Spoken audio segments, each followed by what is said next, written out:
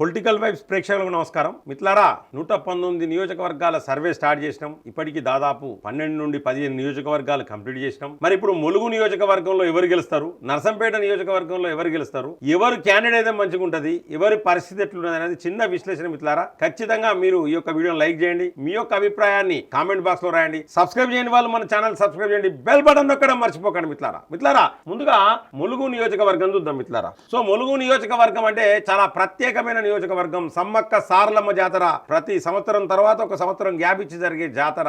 మనకు అది తెలంగాణ కుంభమేళా అని కూడా అంటాం మిత్రులారా. సో కాబట్టి అంత పెద్ద జాతర జరిగే నియోజకవర్గం. అక్కడ ఎస్టీ రిజర్వ్డ్, ఆ నియోజకవర్గం ఎస్టీ రిజర్వ్డ్.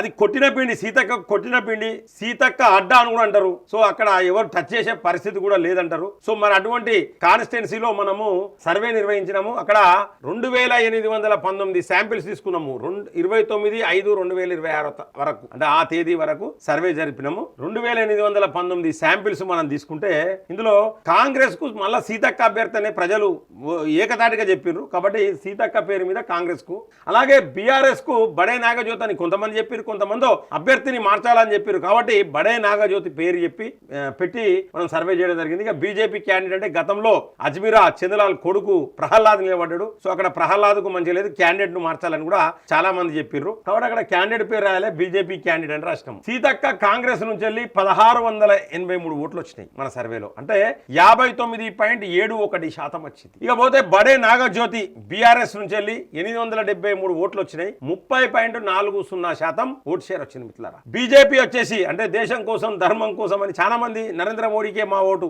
ఎవరు నిలబడి అక్కడనే ఓటెత్తామని చెప్పేట సంఖ్య ఎక్కువ ఉన్నది. సో వాళ్ళకు 279 ఓట్లు వచ్చినాయి, బీజేపీకి 9.89% ఓట్లు వచ్చినాయి. మిత్రులారా, ప్రస్తుతం మన సర్వే ఎట్లున్నదంటే డైరెక్ట్ వన్ సైడ్ సీతక్కకి ఎదురు లేదు, కానీ అక్కడ కొంతమంది కాంగ్రెస్ అంటే వ్యతిరేకత ఉన్నది మిత్రులారా. కానీ ఇక్కడ క్యాండిడేట్ లేరు, సీతక్కని ఎదిరించే టోళ్ళు లేరు, ఇక్కడ ఎవరు రారు కూడా అని చెప్పి కొంతమంది చెప్తా ఉన్నారు. సీతక్కకు అపోజిషన్ ఎవరు లేరని. అంటే ఒకవేళ సీతక్కకు అపోజిషన్ గనక ఒక మంచి క్యాండిడేట్ ను బీఆర్ఎస్ పెట్టినా బీజేపీ పెట్టినా సినారియో మొత్తం మారుతుంది మిత్రులారా. అక్కడ ఒక ఫ్లో వస్తే ఏం జరుగుతుందని చెప్పలేం రాజకీయాలలో. మొత్తానికైతే ఇక్కడ సీతక్కకు ఏంటంటే అక్కడ ప్రత్యామ్నాయం అనేది లేదు ప్రస్తుతానికి. మరి ప్రత్యామ్నాయం అనేది బీజేపీ వాళ్ళు తీసుకొస్తారా, బీఆర్ఎస్ వాళ్ళు తీసుకొస్తారా అనేది మనం వేచి చూడాలి. ఇది ప్రస్తుతం మన సర్వే రిపోర్టు. మరి గతంలో 2023లో జరిగిన ఎన్నికల్లో ఎంత శాతం ఓట్లు వచ్చినాయి వీళ్ళకి అనేది కూడా ఒక్కసారి మనం చూద్దాం మిత్రులారా. ఇక్కడ సీతక్కకు 54.52% ఓట్లు 2023 అసెంబ్లీ ఎన్నికలలో వస్తే మన సర్వే ప్రకారం 59.71% ఓట్లు వచ్చినాయి, అంటే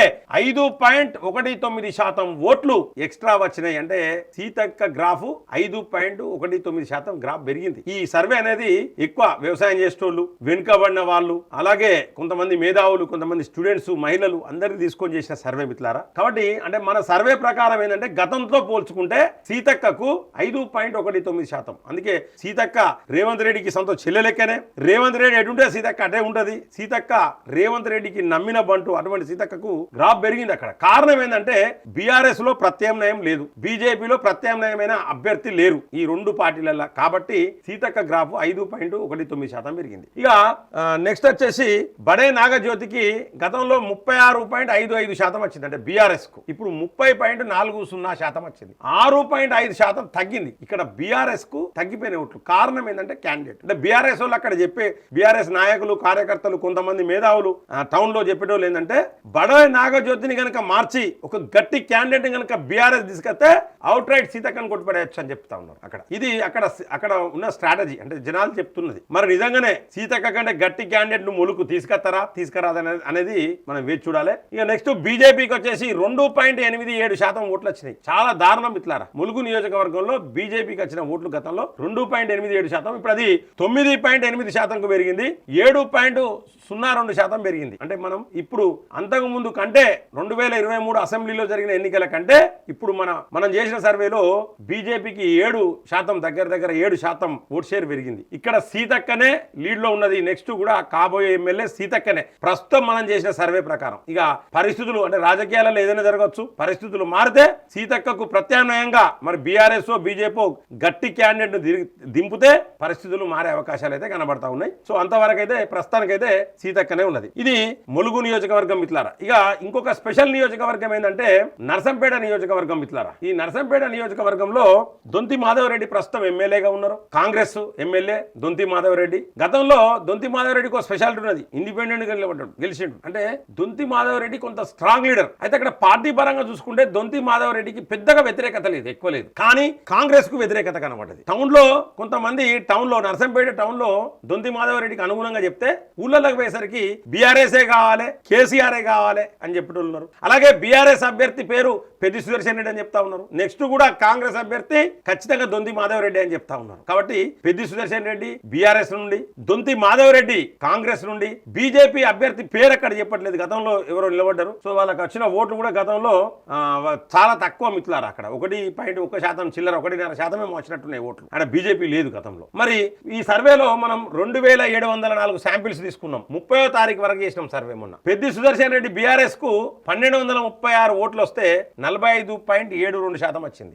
ఆ దొంతి మాధవ్ రెడ్డికి వచ్చేసి కాంగ్రెస్ నుంచి 1200 అంటే 36 ఓట్ల తేడా. చాలా టఫ్ ఫైట్ మిత్రులారా. 44.39% ఓట్ షేరు దొంతి మాధవ్ రెడ్డికి వచ్చింది. బీజేపీ క్యాండిడేట్ కు 268 ఓట్లు వస్తే 9.89% ఓట్లు బీజేపీ క్యాండిడేట్ కు ఓట్ షేర్ వచ్చింది మిత్రులారా. అంటే ఇక్కడ చూస్తే ఏంటంటే పెద్ది సుదర్శన్ రెడ్డి టాప్ లో ఉన్నాడు, దాదాపు 1%, దగ్గర 1% కూడా కాదు, దగ్గర 1% మిత్రులారా. 1% ఎడ్జ్లో పెద్ది సుదర్శన్ రెడ్డి అంటే ఇది టఫ్ ఫైట్ అని చెప్పుకోవచ్చు. మరి ఇంకా 2 సంవత్సరాల కాలం ఉన్నది. మరి దొంతి మాధవ్ రెడ్డి ముందుకు పోతాడా, పెద్ది సుదర్శన్ రెడ్డి ముందుకు పోతాడా? పెద్ది సుదర్శన్ రెడ్డికి బీఆర్ఎస్ కో టౌన్ కాక బయట బ్రహ్మాండంగా ఉన్నది. అంటే మనం నర్సంపేట మున్సిపాలిటీ చూసినాం మిత్రులారా, అక్కడ కొంచెం కాంగ్రెస్ హవా కనబడ్డది. అయినప్పటికీ ఊళ్ళల్లో మాత్రం ఎక్కడ చూసినా కూడా బీఆర్ఎస్ అంటా వాళ్ళు, కేసీఆర్ అంటా ఉన్నారు. బీజేపీ గ్రాఫ్ కూడా పెరిగింది మిత్రులారా. గతంతో పోల్చుకుంటే మరి ఈ పర్సెంటేజ్ ఒకసారి మనం చెక్ చేద్దాం. గతంలో పెద్ది సుదర్శన్ రెడ్డికి ఎంత పర్సెంటేజ్ వచ్చింది, దొంతి మాధవ్ రెడ్డికి ఎంత పర్సెంటేజ్ వచ్చింది, బీజేపీ ఎంత పర్సెంటేజ్ వచ్చింది ఒకసారి మనం చెక్ చేద్దాం మిత్రులారా. ఈ 2023లో జరిగిన ఎన్నికల్లో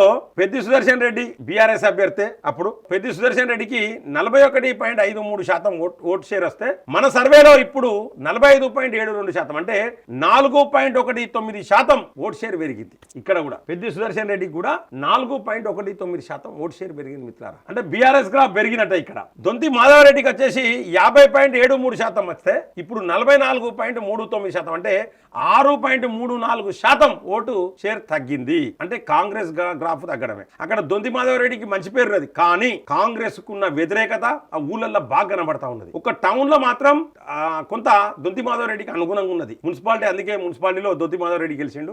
అట్లనే పెద్ది సుదర్శన్ రెడ్డికి ఏంటంటే కొంత ఊళ్ళల్లో ఎక్కువ ఉన్నది మంచి పేరు, టౌన్ లో కూడా పర్వాలేదు. కానీ కొంత టౌన్ లో దొంతి మాధవ్ రెడ్డితో కంపేర్ చేసినప్పుడు పెద్ది సుదర్శన్ రెడ్డి కొంచెం తక్కువ ఉన్నది టౌన్ లో. సో ఏది ఏమైనప్పటికీ ప్రస్తుతం ఓన్లీ 1% తేడాతోని బీఆర్ఎస్ అభ్యర్థి పెద్ది సుదర్శన్ రెడ్డి టాప్ లో ఉన్నాడు. మరి ఇంకా 2.5 సంవత్సరాలలో ఇప్పుడు మనం ములుగు నియోజకవర్గంలో సీతక్క కాంగ్రెస్ అభ్యర్థి గెలిచే అవకాశం కనబడతా ఉన్నది. ఇక్కడ పెద్ది సుదర్శన్ రెడ్డి 1% తేడాతో టఫ్ ఫైట్ ఉన్నది, ఎడ్జ్ లో ఉన్నాడు. పెద్ది సుదర్శన్ రెడ్డి గెలిచే అవకాశం మనం నర్సంపేట మున్సిపాలిటీ ఎన్నికలలో చూసినాం. అట్టర్ ఫ్లాప్ అయినట్టే బీఆర్ఎస్. అటువంటి బీఆర్ఎస్ కు ఇది ఒక మంచి న్యూస్ అని కూడా అనుకోవచ్చు, ఒక గుడ్ న్యూస్ అనుకోవచ్చు. సో ఏది ఏమైనప్పటికీ ములుగులో కాంగ్రెస్, నర్సంపేటలో బీఆర్ఎస్ గెలిచే అవకాశాలు అయితే చాలా స్పష్టంగా కనబడతా ఉన్నాయి మిత్రులారా. బీజేపీ గ్రాఫ్ కొంత పెరిగినా ఇక్కడ నర్సంపేటలో కూడా ఒక మంచి బలమైన అభ్యర్థిని, బీజేపీ అభ్యర్థిని కనుక తీసుకొస్తే సినారియో మొత్తం కూడా చేంజ్ అయ్యే అవకాశాలు అయితే చాలా స్పష్టంగా కనబడతా ఉన్నాయి. సో మిత్రులారా, మరి నా యొక్క ఈ విశ్లేషణ మీకు నచ్చినట్లయితే లైక్ చేయండి, మీ యొక్క అభిప్రాయాన్ని కామెంట్ బాక్స్ లో రాయండి. సబ్స్క్రైబ్ చేయని వాళ్ళు మన ఛానల్ సబ్స్క్రైబ్ చేయండి, బెల్ బటన్ నొక్కడం మర్చిపోకండి మిత్రులారా. జై హింద్, జై భారత్.